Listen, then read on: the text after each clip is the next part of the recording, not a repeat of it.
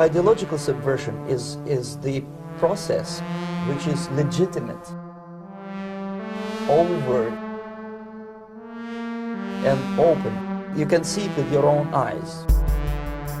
The main emphasis of the KGB is not in the area of intelligence at all.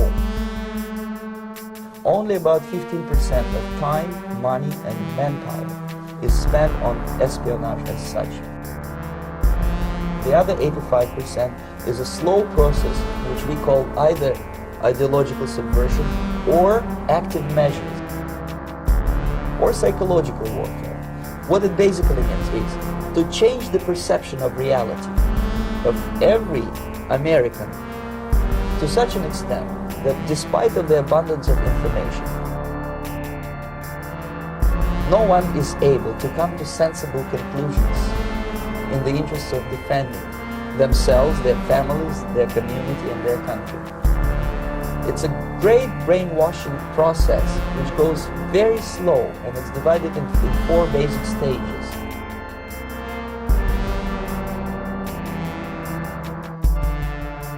The first one being demoralization. It takes from 15 to 20 years to demoralize a nation. Why that many years? Because this is the minimum number of years which requires to educate one generation of students in the country of your enemy, exposed to the ideology of the enemy.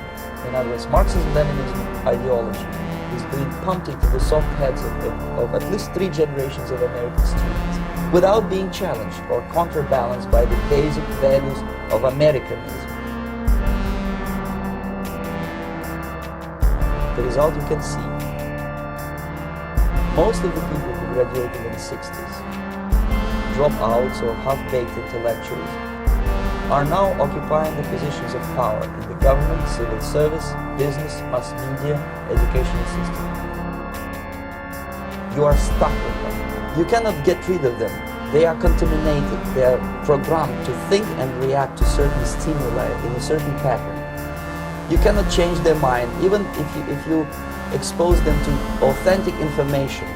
Even if you prove that white is white and black is black, you still cannot change the basic perception and the logic of behavior. In other words, the process of demoralization is complete and irreversible. To get rid society of these people, we need another 20 or 15 years to educate a new generation of common sense people who would be acting in favor and in the interests of the United States society.